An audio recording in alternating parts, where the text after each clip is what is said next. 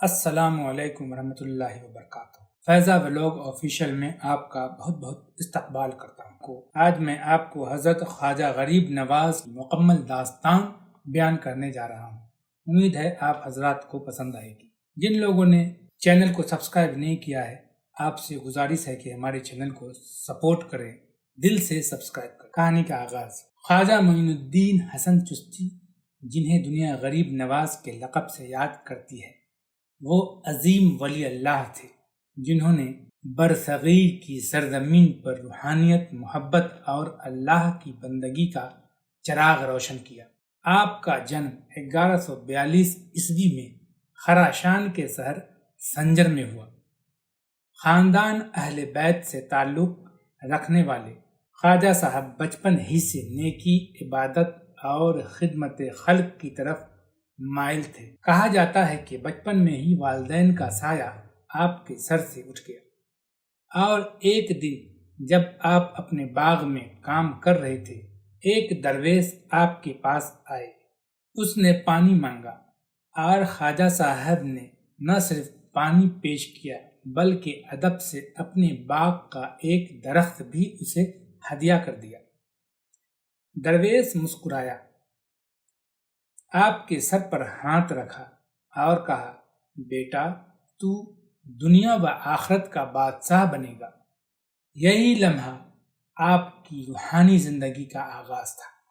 جب آپ نے حج کا ارادہ کیا تو آپ نے سب کچھ اللہ کی راہ میں دے دیا اور صرف ایک مقصد کو سامنے رکھا، اللہ کی رضا اور محبوب خدا صلی اللہ تعالی علیہ وسلم کا دیدار۔ مکہ و مدینہ کے سفر میں آپ کو کئی اولیاء اکرام سے ملاقات ہوئی، جن میں حضرت شیخ عثمان ہارونی تھے۔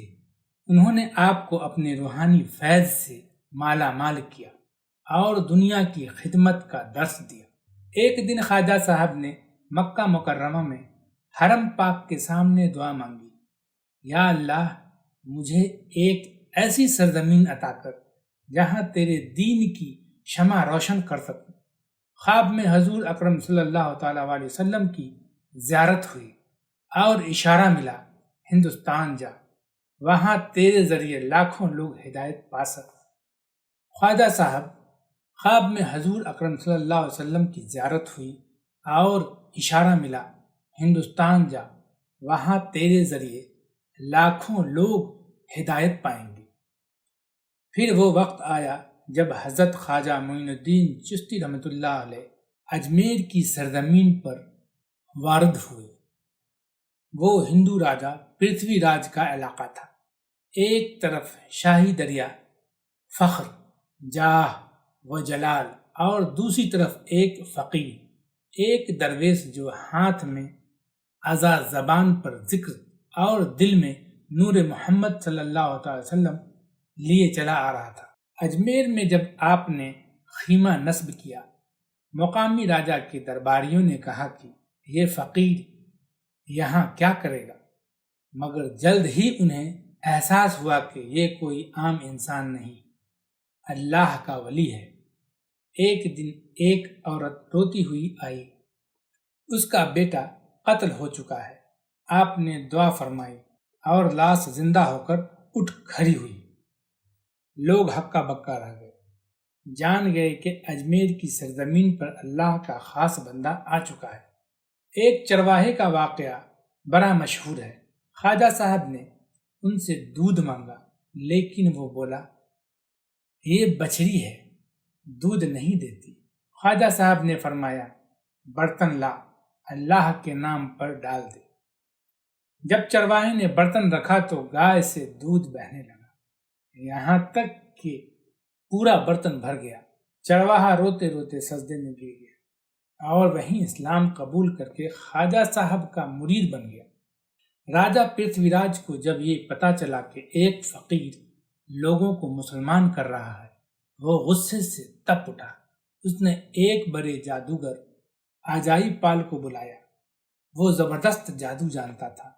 اس نے آسمان میں عجیب و غریب چکر، طوفان اور زہریلے سانپ بھیجے، مگر خواجہ صاحب نے زمین پر ایک دائرہ کھینچا اور فرمایا میرے مرید دائرے سے باہر نہ نکلے، جو بھی آتا اس دائرے کے قریب آ کر ختم ہو جاتا۔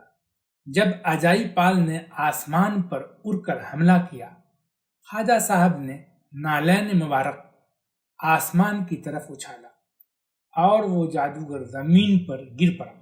چیختا ہوا بولا، آپ کے رب کے سوا کوئی طاقتور نہیں، اور وہ مسلمان ہو کر عبداللہ بیابانی کے نام سے مشہور ہو گیا۔ ایک دن ایک ظالم حاکم نے ایک مرید کو تکلیف دی۔ خواجہ صاحب نے کچھ نہیں کہا، صرف فرمایا وہ اپنی سزا کا منتظر ہے۔ کچھ دن بعد وہ حاکم گھوڑے سے گرا اور مر گیا۔ لوگوں کو سمجھ آ گئی کہ اللہ کے دوستوں کو ستانے کا انجام کتنا خطرناک ہوتا ہے۔ حضرت خواجہ معین الدین چشتی رحمۃ اللہ علیہ نے کبھی کسی کے ساتھ نفرت نہیں کی۔ آپ کا در ہمیشہ کھلا رہا۔ ہر مذہب، ہر ذات، ہر طبقے کے لوگ آپ کے پاس آتے، کوئی خالی ہاتھ نہ جاتا۔ آپ فرماتے تھے، جو اللہ کے بندوں کو کھلاتا ہے اللہ اسے اپنا قرب عطا کرتا ہے۔ آپ کی مجلس میں صرف علم نہیں، محبت بھی بڑھتی تھی۔ ہزاروں لوگ آپ سے فیضیاب ہوئے۔ حضرت قطب الدین بختیار کاکی رحمۃ اللہ علیہ، حضرت بابا فرید، حضرت نظام الدین اولیاء، سب نے آپ کی تربیت میں وقت گزارا۔ آخر وہ دن بھی آیا جب آپ کا وصال قریب تھا۔ آپ نے 40 دن کا چلہ کسی اختیار کی، آخری رات عبادت میں گزار دی، اور فجر کے وقت جب خادم حجرہ چھوڑ کر داخل ہوا، دیکھا کہ خواجہ صاحب سجدے میں ہیں، دنیا سے رخصت ہو چکے تھے۔ آپ کا چہرہ نور سے چمک رہا تھا، جیسے ایک ستارہ زمین سے آسمان کی طرف لوٹ گیا ہو۔ آپ کا مزار مبارک اجمیر شریف میں آج بھی محبت کا مرکز ہے۔ ہندو، مسلمان، سکھ، عیسائی سب وہاں حاضری دیتے ہیں۔ کہا جاتا ہے کہ غریب نواز کے دربار سے آج تک کوئی خالی نہیں لوٹا۔ آپ نے نہ تلوار اٹھائی، نہ تخت و تاج مانگا، صرف محبت، اخلاق اور خدمت کو ہتھیار بنایا اور پورے برصغیر کا چہرہ بدل دیا۔ یہی خواجہ غریب نواز کی کرامت ہے کہ وہ صدیوں بعد بھی زندہ ہے، دلوں میں، دعاؤں میں اور روشنی کی صورت میں۔ امید ہے آپ کو یہ کہانی پسند آئی ہوگی۔